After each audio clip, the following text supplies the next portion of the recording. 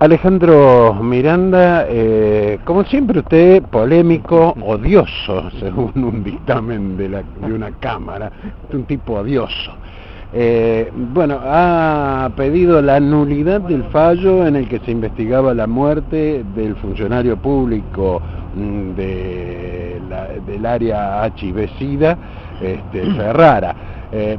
Cuénteme, porque hay varias aristas que usted las tilda de ilegales, de irregulares en el proceso. Así es. Y retomando el odioso. Claro, la introducción que usted hace, la Cámara en su momento me aplica una sanción porque en el auto interlocutorio dice que les resultaba a todos los jueces de Cámara especialmente odioso explicarme a mí que había determinados recursos que no cabían contra las resoluciones de Cámara, y también era para ellos muy odioso soportar mis escritos. Eso constituye una franca declaración de que los jueces de Cámara sienten odio hacia mi persona. Es una declaración de manifiesta. Así es, sí, y eso es una causal, exacto, ¿no? Y es una causal de recusación que prevé el Código Procesal Civil. El odio manifiesto hacia una persona es causal de recusación. Y lo grave de esto es que los jueces lo sienten contra mi persona en mi condición de abogado. Con lo cual me excluyen totalmente de cualquier caso que yo pueda llevar en esa Cámara. Reiteramos, Cámara del Penal número 1, exacto. En cuanto al proceso específico donde se investiga la muerte del señor Ferrara, desde un principio yo he planteado que el proceso es ilegal por distintas razones. La principal de ellas es que la acusación fiscal que dedujo el representante del Ministerio Público oportunamente es nula, de nulidad absoluta, porque el fiscal toma para acusar a mi defendido, que es Jorge Emiliano Barroso, prueba que fuera declarada nula por la Cámara Penal número 2. Recordemos que a Barroso lo detienen en el marco de la investigación de la muerte del señor Ferrara, a raíz de un hecho denunciado por otra persona también de condición homosexual un mes antes del fallecimiento de Ferrara. La policía en su momento creyó que se trataba de casos muy similares o idénticos, que había un mismo modus operandi de las personas que habrían intervenido, y que eso lo podían conciliar o demostrar en la causa a través del testimonio de Heredia, que fue el otro denunciante, que aparentemente habría sufrido un hecho similar. Este señor Heredia involucra a Jorge Emiliano Barroso a través de un reconocimiento fotográfico, pero que llamativamente se produce sobre la base de una foto que incorpora Policía de la Provincia de Barroso, después de que desde la puerta de la casa lo detiene por averiguación de antecedentes, lo lleva a jefatura, le toman una vista fotográfica y esa es la que reconoce Heredia. Durante el desarrollo de la investigación, para sintetizárselo, Heredia, al comparecer ante la juez, la entonces juez del crimen número 1, la doctora Mirta Slay, incurre en graves contradicciones respecto de lo que denunciara como propio damnificado y lo que dijera en el expediente de Ferrara. Queda al descubierto por los propios dichos de Heredia que fue la policía la que lo indujo a él a indicarlo como sospechoso a Barroso. ¿Por qué? Por los datos que dio, la fisonomía de los individuos que supuestamente le robaron en su casa, ninguna de ellas coincidía con la de Barroso.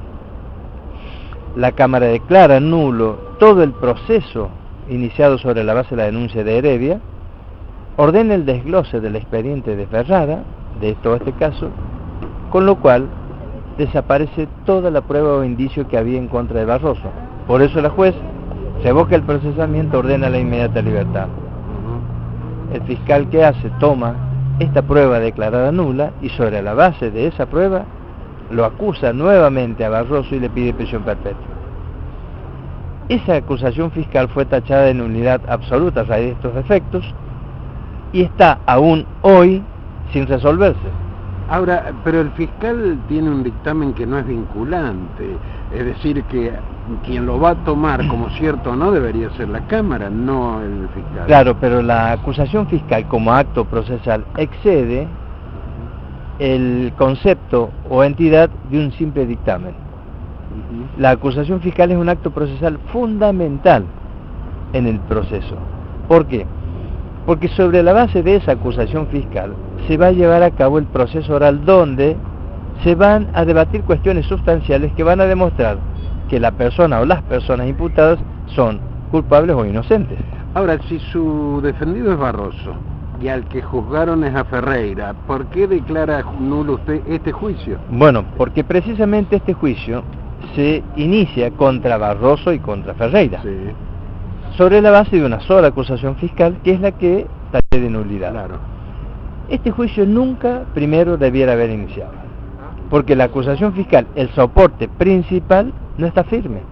Aún hoy no está firme. Ah, no le han declarado si está bien su pedido o no. Exacto, Si nunca le aceptan o no su pedido. nunca se resolvió. ¿Quién lo tiene que resolver? El Superior Tribunal de Justicia, por un recurso de inconstitucionalidad que hay, hoy está radicado en el Superior Tribunal de Justicia hace un año. Pero entonces, ¿cómo se abre un juicio Bueno, cuando todavía hay temas pendientes? bueno, A ver, ¿cómo cierra Bueno, esto? usted mismo lo ha dicho.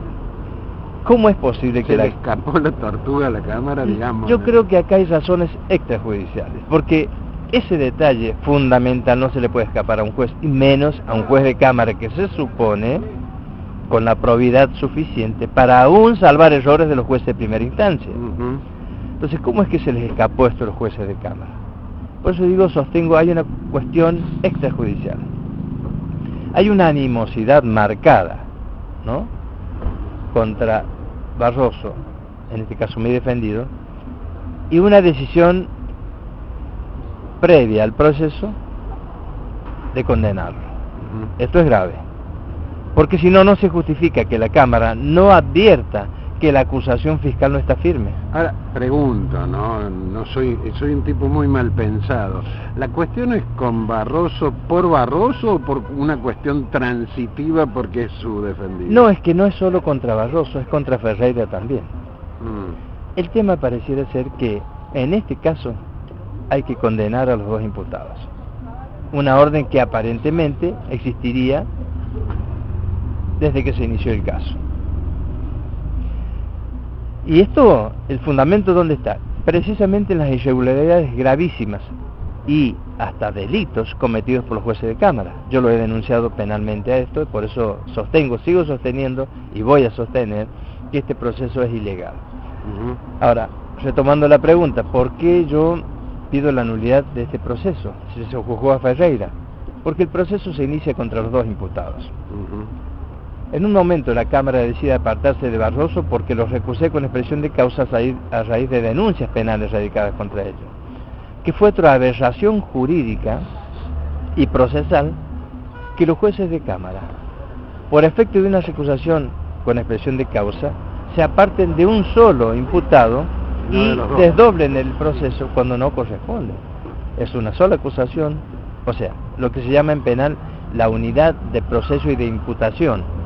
Hay una sola acusación, un solo proceso, dos imputados, y si son recusados los jueces que intervienen en el proceso respecto de la cuestión principal, se deben apartar de la causa, no de un imputado. No lo hicieron así, se apartaron de Barroso, pero continuaron ilegalmente el proceso oral contra Ferreira. En un momento, para decirle, porque son muchísimas las irregularidades, en un momento, cuando se resuelve esa recusación, se la rechaza por parte de la Cámara Penal 2, se había iniciado ese día antes el juicio oral. La fiscal, cuando toma conocimiento de que la Cámara Penal rechaza la recusación, solicita en pleno debate la suspensión del mismo a raíz de la sentencia de Cámara, y solicita que se reanude posteriormente, pero con la presencia de Barroso, que a raíz de que había quedado sin efecto la recusación. Sí. Acá se presentó otra irregularidad. La Cámara Penal 2 rechaza la recusación y, en lugar de esperar los días para que esa resolución quede firme, el mismo día la remite a la Cámara Penal 1, y la Cámara Penal 1 al día siguiente saca un auto interlocutorio declarando rebelde a Barroso y ordenando su detención sin ninguna justificación legal. Es decir, la Cámara Penal 1, que desde un comienzo no es competente para intervenir, tampoco porque este es otro defecto grave, además del tema de la acusación fiscal que no está firme, la Cámara Penal 1 no es competente para intervenir en este proceso, porque la competencia está radicada en la Cámara Penal 2. Esta Cámara, entonces, reiterando el procedimiento irregular, dicta el auto interlocutorio cuando todavía no estaba firme la resolución que rechazaba la recusación. ¿Y cómo queda al descubierto esto? Porque yo presento la apelación contra este auto interlocutorio y ahí se dan cuenta, porque yo se los advierto, de que no debieran haber devuelto el expediente antes de que quedara firme y de que la Cámara Penal 1 ya había emitido el auto interlocutorio ordenando la detención de Barroso, que también es ilegal. Por este solo acto es absolutamente ilegal. Vuelve la Cámara y dice, para salvar este gravísimo error, que concede el recurso de apelación con efecto devolutivo, cosa que no procede en derecho penal en este caso, para salvar el error de la Cámara 1 de haber dictado la orden de detención de Barroso. Después de una serie de cuestiones procesales, la Cámara Penal 1 decide continuar con el juicio con Ferreira solo, a pesar de que lo había suspendido para llevarlo a Barroso. Antes de la feria judicial, de este mes de julio pasado, suspenden el proceso que llevaban adelante contra Ferreira y en ese interín detienen a Barroso. Lo detienen en otro procedimiento absolutamente ilegal. La Cámara Penal 1, con la doctora Espolea como presidenta subrogante por la ausencia de los doctores José Luis Flores y Domingo Flores, que no se sabía por qué estaban ausentes, al recibir un pedido de informaciones de allanamiento y detención de Barroso porque habían detectado el domicilio donde estaba, un pedido que ingresó a las 11:20 de la mañana a la Cámara, convoca a la Cámara Penal 2 a jueces de la Cámara para integrar la Cámara 1. 11:20. 12:20 sale el auto interlocutorio ordenando el allanamiento y detención. 12:20. 12:50 el doctor Zapetrino de la Cámara Penal 2 acepta la convocatoria para integrar la Cámara. Es decir, que firmó una resolución antes de haber aceptado. Sí, primero. 12:55 la doctora Espolea llama a autos para resolver el pedido de allanamiento. 12:55 cuando ya lo había emitido. 12:20 había emitido el auto interlocutorio. Pero esto no es lo más grave. 10:30 había salido el oficio ordenando el allanamiento y detención con la firma de la doctora Espolea y del doctor Zapetrino, cuando todavía ni siquiera había ingresado el pedido de allanamiento. ¿Cómo se digiere todo esto? Exacto, esa es la pregunta. Falsas, no, hay una manipulación ilegal del proceso, hay un incumplimiento de los jueces de los deberes a su cargo, hay una manifiesta arbitrariedad y animosidad, es lo que vuelvo a recalcar, respecto de Barroso, y la intención deliberada de llevar adelante el proceso a como dé lugar. Esta es la respuesta. Porque si no, no se pueden cometer errores tan escandalosos. Después de esto, se detiene a Barroso y dice expresamente la orden, a los efectos de asegurar su comparendo al proceso. Se lo detiene, se le dicta prisión preventiva, ilegal, se lo aloja en el servicio penitenciario y el lunes 25 se reanuda el proceso sin la presencia de Barroso, que se lo había detenido para eso. El lunes 25 presento una nueva recusación con expresión de causa contra los jueces, a raíz de todas estas ilicitudes y de las denuncias. Planteo la nulidad de la detención de Barroso nuevamente y pido que se resuelva una nulidad anterior que había quedado pendiente. Hasta el día de hoy, los jueces nunca proveyeron Una cosa gravísima, porque si están recusados con expresión de causa por denuncias penales y por otras cuestiones, debieran de haberse apartado de la causa y haber girado el expediente a la Cámara que corresponde para la continuidad. Nunca se apartaron, no solo eso, sino que nunca proveyeron el escrito. Continuaron con el proceso, le dieron fin, lo condenaron a otro imputado, a Ferreira, sin la presencia de Barroso y sin la presencia del defensor técnico de Barroso. Esto provoca la nulidad de todo el proceso, no solamente del fallo, de la sentencia, sino de todo el proceso. Por eso planteé la nulidad del proceso, ¿no? Y denuncié la ilicitud del proceso nuevamente. Sobre esto todavía nadie se ha expedido. Llevaron adelante el proceso, lo terminaron sin Barroso presente, y Barroso sigue detenido esperando que lo incorporen a ese proceso que ya terminó. Esto transgrede los principios fundamentales, no solo del derecho, sino de la organización política de la provincia. Delitos durante la asociación de un proceso, de que el Superior Tribunal de Justicia haya hecho oídos sordos a todos los reclamos.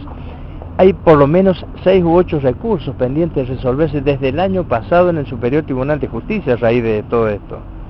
Esto implica la desaparición del Estado de Derecho acá en la provincia, afecta al sistema representativo republicano y federal de gobierno. Entonces es una cuestión ya que configura una gravedad institucional.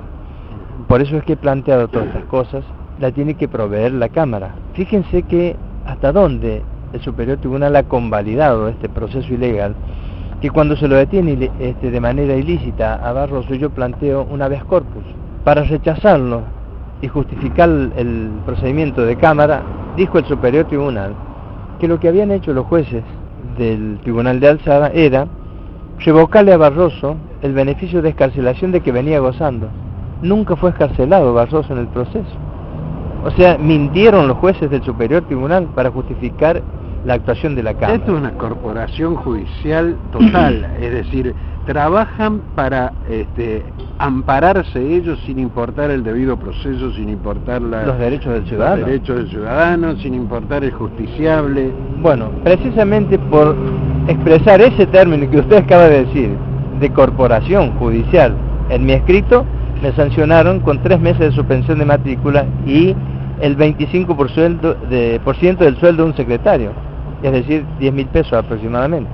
¿Cumplió esa...? No, porque la apelé y está en el Superior Tribunal de Justicia también para resolver. La corporación lo va a encaminar en el camino del ejemplo. Entonces, uno se pregunta frente a este cúmulo de irregularidades, ¿no? Porque el proceso está plagado de ilicitudes e irregularidades. ¿Cuál es la norma que se aplica? ¿Cuál es el criterio judicial que ha regido esta causa? ¿Cuál es el rol que desempeña cada uno en este proceso? Porque esto se le fue de las manos, me parece, no solo a los jueces de Cámara y al Superior Tribunal, sino que se le fue de las manos también a todas las otras autoridades que tienen competencia o injerencia para intervenir en cuestiones que afecten el Estado de Derecho en la provincia. Cámara de Diputados, el mismo Poder Ejecutivo, ¿no? Sin embargo, ninguno de ellos ha tomado intervención, ninguno de ellos se ha preocupado por interiorizarse respecto del tema, y seguramente vamos a tener que llegar a la Suprema Corte de Justicia con recursos extraordinarios, que ya ha presentado uno que todavía no lo proveen tampoco, hace 2 meses y algo, y bueno, se resolverá a nivel nacional, pero, o sea, esto de algún modo tiene que corregirse.